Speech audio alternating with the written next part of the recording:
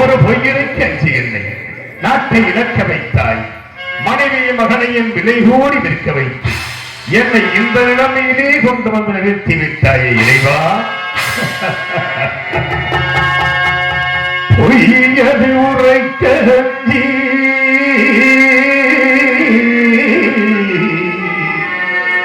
பொய்யது உரைக்க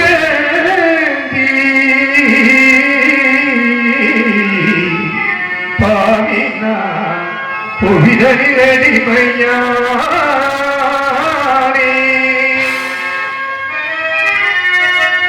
மையகமெல்லாம் காத்தனான், இந்த மையகமெல்லாம் காத்தனான், மயானத்தை காக்க போறேன்.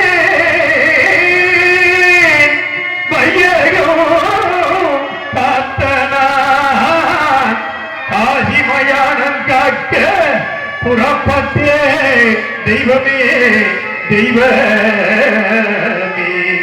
சிவமே தெய்வமே தெய்வமே தெய்வமே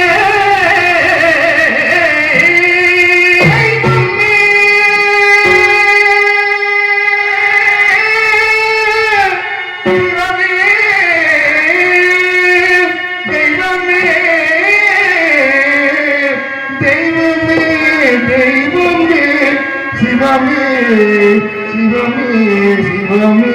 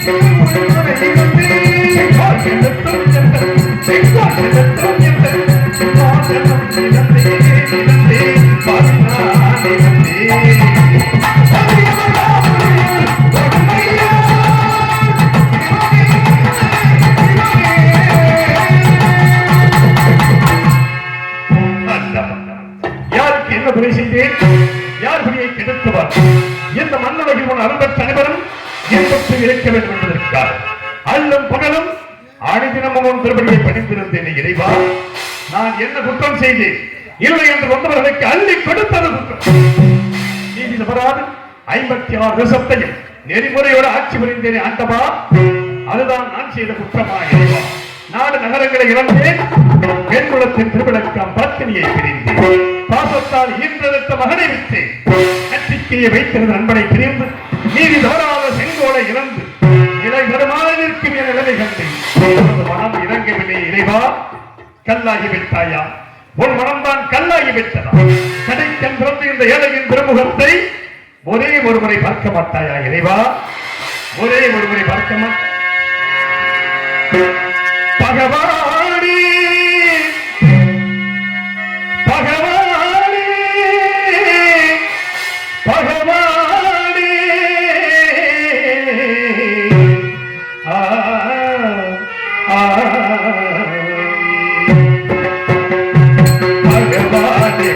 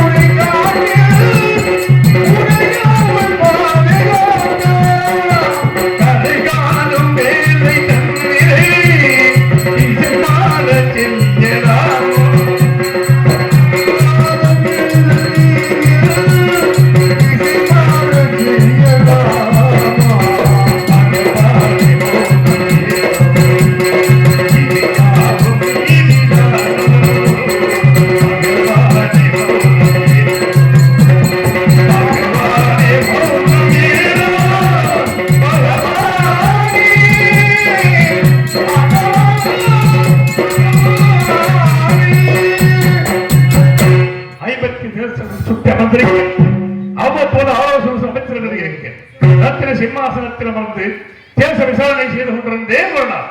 அப்பொழுது தபத்தில் சென்ற விஸ்வாமித்திர முனிவர் என் குலமண்டபத்தை நாடி வந்திருப்பதால் காவலன் அழைத்தேன். உடனே ஆண்டவரை எதிர்கொண்டு அழைத்து வந்தேன். ஆசுரத்திரமர்த்தினேன். சுவாமி, தாங்கள் என்னை நாடி வந்த காரணம் யாது சுவாமி? ஹரிச்சந்திரா, உனக்காகவும் உன் நாட்டின் நலனுக்காகவும் யாரும் செய்ய போகிறேன். அதற்கு கொஞ்சம் திரவியம் வேண்டும். அதை உன்னிடத்தில் பெற்று போக வந்தேன்.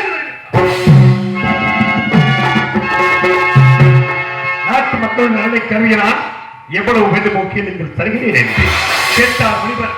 மற்ற பாறைகள் மீது மதகரியை நிறுத்தி அதன் மீது ஆங்காரபுரம் அமரச் செய்து அவன் கையிலே வெள்ளி கவன் கொடுத்து அதில் மாணிக்க கல் வைத்து விளக்கு எறிந்தார்.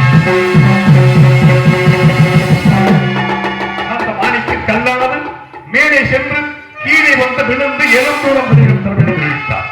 அவர் கேட்டபடி நான் திரவியத்தை கொடுத்தேன். ஹரிச்சந்திரா, நான் வசிப்பது ஆரண்யம். இத்திரவியத்தை அங்கு நான் வைத்துக் கொள்ள முடியாது. யாகத்திற்கு முகூர்த்தனால் முடிவு செய்த பிறகு வந்து எடுத்துச் செல்கிறேன். அதுவரையில் உன்னிடத்தில் இருக்கட்டும் என்றார்.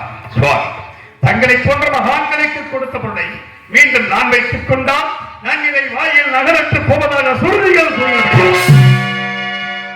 இப்பொருளை நான் வைத்துக் கொள்ள அருகதை இல்லை. தயவு செய்து தாங்கள் எடுத்துச் செல்லுங்கள் என்று கவலை வேண்டாம். என்னுடைய உத்தராட்சமுத்திரையும் உன்னுடைய கனையாளையும் தெரிவித்தால் தோஷமில்லை. அதன்படி செய்துவிட்டு முனிவர் சென்ற சிறிது நேரத்தில் ஆசார வாசலிலே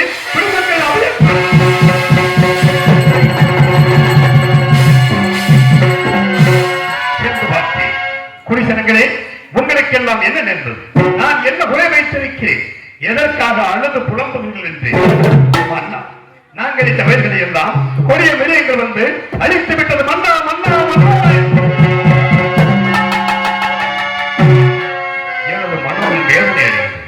குடிமக்களுக்கு ஆதரவு அனுப்பினேன். வேட்டைக்கு புறப்பட்டேன். கொடிய விலங்கினங்களை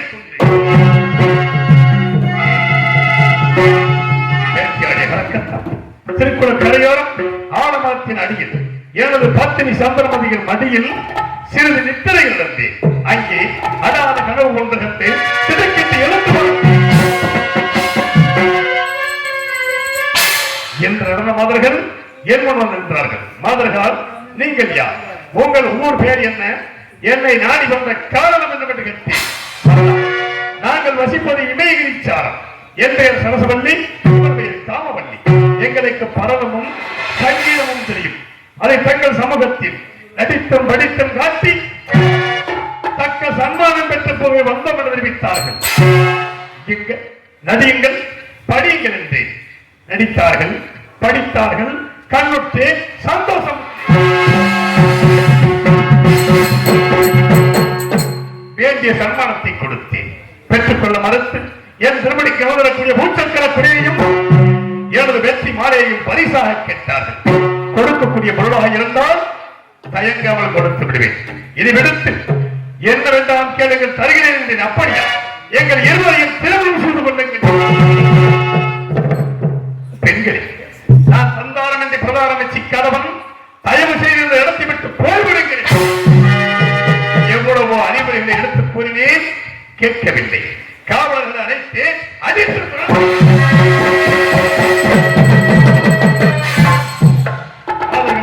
நேரத்தில் விஸ்வாமித்திர முனிவர் கடும் கோபத்தோடு வந்தார். என் திருமுடியை காலால் ஏற்றி உதைத்து மணிமுடி மண்ணிலே சாய்ந்து விட்டது என்று கூட கவலைப்படவில்லை. அதற்கு மாறாக எனது நெஞ்சம் இந்த திருமுடியிலே பதித்திருக்கின்ற நவரத்தின கற்கள் முனிவரின் பாதத்தை புண்படுத்தியதோ என்று பாதத்தை தொட்டே சொன்னார். நான் அனுப்பிய மாதர்களின் ஏன் அனுப்பி துரத்தினார்? என் கோபம் தீர வேண்டும் என்றால் அந்த மாதர்கள் இருவரையும் நீ திருமணம் செய்து கொள்ள வேண்டும் என்றார். அனைத்து உணர்ந்த தாங்களாய் இவ்வாறு கூறுவது, நான் திருமணம் முடித்தவன், எனக்கு ஒரு மகன் இருக்கிறான் சுவாமி. எல்லாவற்றையும் அறிந்த தாங்கள் அறியாதது போல் பேசுகிறீர்களே. அதற்கு மாறாக கண்ணை வேண்டியிலும் ஈகுவை காக்கின்றேன்.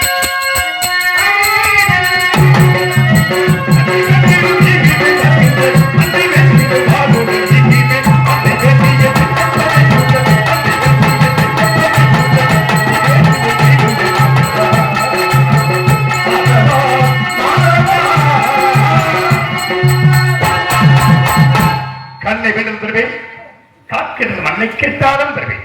ஒரு பொழுதும் அந்த மாதர்களை அடைய மாட்டேன் என்று. அப்படியா? உன் கண்கள் நினைத்ததற்காக இப்பொழுது நீ கூறியபடி 56 தேசத்தையும் எனக்கு தாரை பார்த்து கொடுங்க. ஒரு வார்த்தை உபமானத்திற்காக சொன்னேன். இல்லை என்று சொன்னால் சொல் தவறியதாக போய்விடுமோ என்று கருதினான். அன்பு மனைவி தாராபதியை எண்டியிலே ஜலம் கொண்டு வர செய்து முனிவரை சமயமாக 56 தேசத்தையும் தாரை பார்த்துக் கொடு.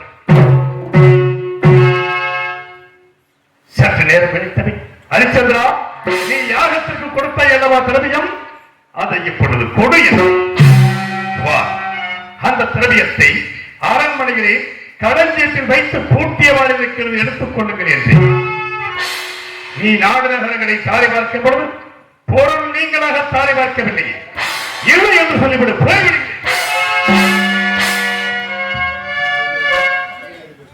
இல்லை என்று சொல்ல மாட்டான் என்று அறிச்சது. எனக்கு ஏதாவது ஒரு வழி கொடுங்கள், தவணைக்குள் தங்களுக்கு சேர வேண்டிய நிறைவேற்றி நான் கொடுத்திருக்கிறேன் என்று.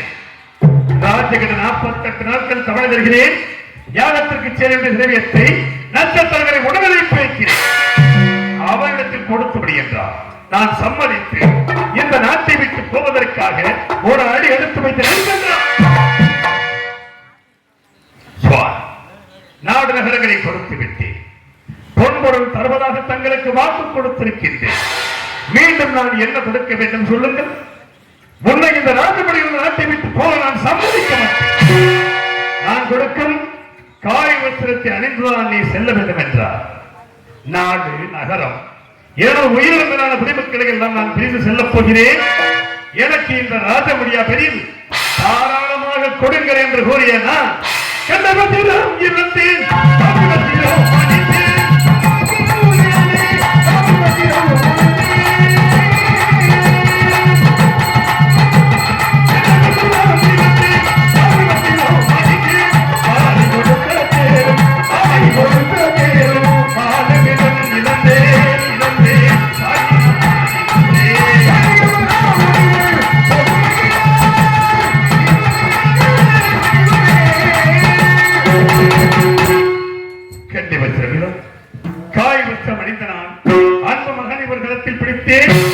உயிரோடு உயிராகி உறவாடி ஒட்டி வந்த மனைவியை மற்றொரு கரத்தில் பிடித்து காசிமா நகரத்தை நோக்கி நடந்து சென்று செல்லும் பொழுது நட்சத்திரங்கள் படாத பாடுபடுத்தினார். நெற்றிகளை கருவைத்தார், கையிலே கிட்டி போட்டு அடித்தார், காலிலே விலங்கிட்டு வடிவ பாதி வழி தூரம் செல்லவில்லை. இனிமேல் என்னால் ஒரு அடிகுடி எடுத்து வைக்க முடியாது. காசிமா நகரம் வரை சுமந்து செல்ல வேண்டும் என்றும் கட்டளையிட்டார். என்ன செய்வேன்? நட்சத்திரங்களை சுமந்து கொண்டு காசிமா நகரம் சென்றேன்.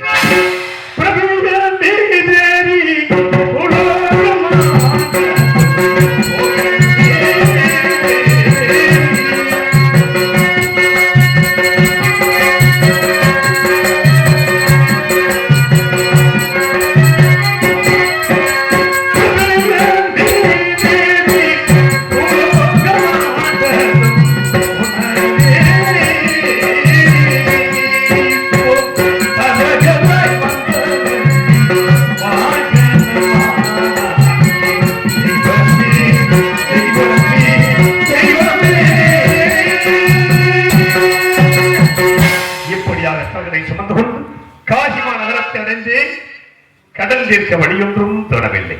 பொழுது விடிந்தால் 48வது நாள் முனிவருக்கு சேர வேண்டிய பொருளை கொடுக்க வேண்டிய கடைசி நாள். என்ன செய் அழுது புலம்பிக் கொண்டிருந்தேன். அதை பார்த்தேன் மனைவி தாராபதி. எதற்காக அழ வேண்டும் சுவாமி? என்னையும் மகனையும் விட்டு முனிவருக்கு சேர வேண்டிய பொருளை கொடுங்கள். தாராபதி, உன்னை நான் விற்பதா? உற்றோரும் பெற்றோரும் என்ன நினைப்பார்கள்? கட்டிய மனைவி விட்டான் சந்தானம் என்ற பொருளே கணவனுக்கும் மனவர்க்கும் எதில் இருந்தாலும் ஆளுக்கு பாதி பங்கல்லவா? ஆகையால் இன்பத்திலும் துன்பத்திலும் பங்கு கொள்வதுதான் மனைவி என்று சொல்லி எவ்வளவோ நீதிகளை எடுத்து கூறி விலை கூற சொன்னால் வழி தெரியாமல் திகைத்த நான் இரு வேர்களையும் என் கரங்களிலே பிடித்துக் கொண்டு காசிமா நகரத்து வீதிகளிலே ஆடு மாடுகளை விலை கூறுவதைப் போல் மனைவியும் மகனையும் விலையோ விலை, விலையோ விலை, விலையோ விலை என்று எப்படி விலை கூறுவீர்கள்?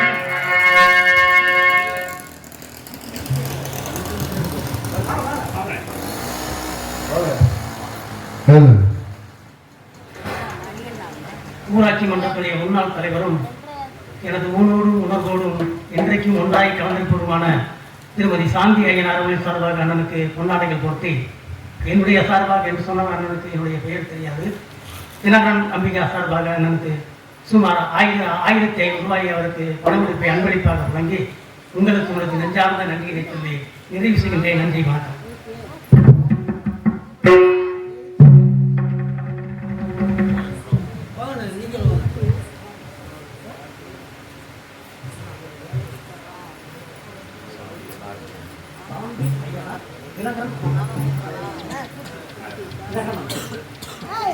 அரிச்சந்திரன் கழிக்கும் சமய கருப்புக்கு பொன்னாடை பொருத்தப்படி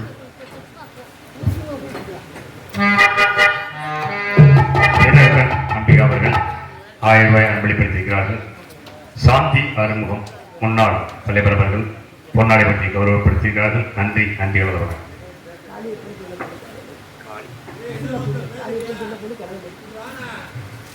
காளியப்பன் சின்ன பொண்ணு அம்மா அவர்கள் 500 ரூபாய் அன்பளிப்படுத்தி கௌரவப்படுத்துகிறார்கள்.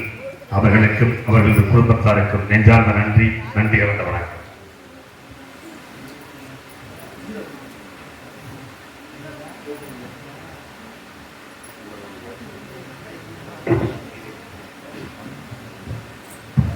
இந்த உலகத்திலே யாருமே செய்யாத செயலை நான் செய்து விட்டேன். உலகம் அறியாத புதுமை,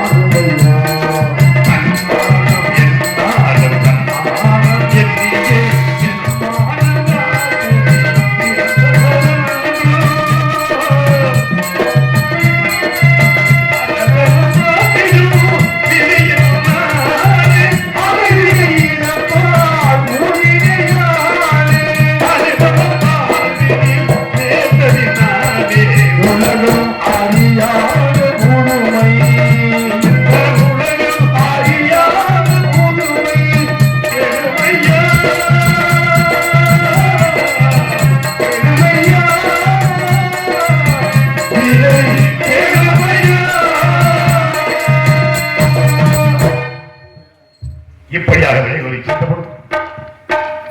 யாருமே விலைக்கு வாங்க முன்வரவில்லை.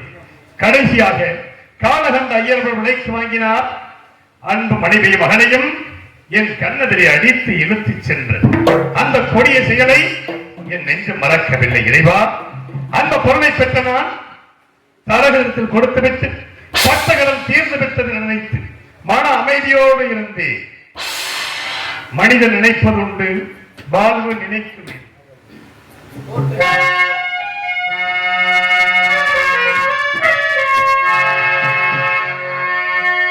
மனிதன் நினைப்பதுண்டு, வாழ்வு நினைக்கும். இறைவன் நினைப்பதுண்டு, மனிதன் என்று மனிதன் நினைப்பதுண்டு, வாழ்வு நினைக்கும் என்று மனிதன் நினைப்பதுண்டு, வாழ்வு நினைக்கும் என்று இறைவன் நினைப்பதுண்டு, மனிதன் என்று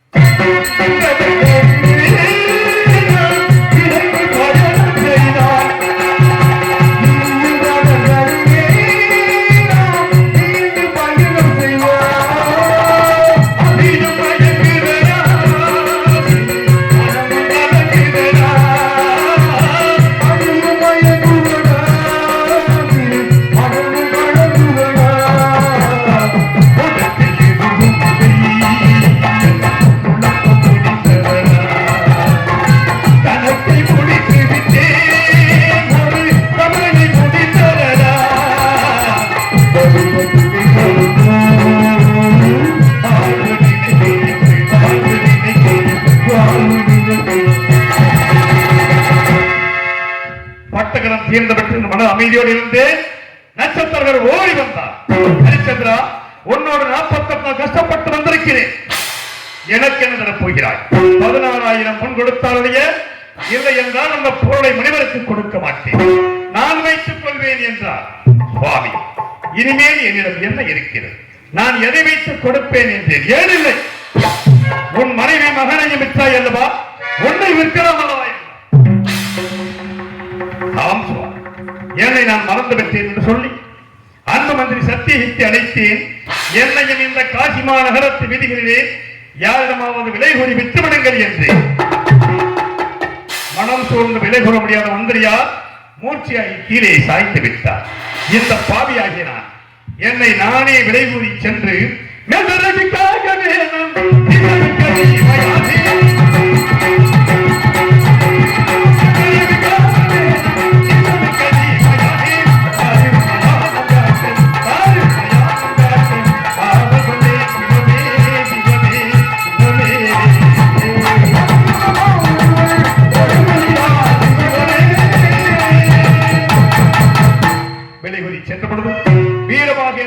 அவர்கள் விலைக்கு வாங்கினார்.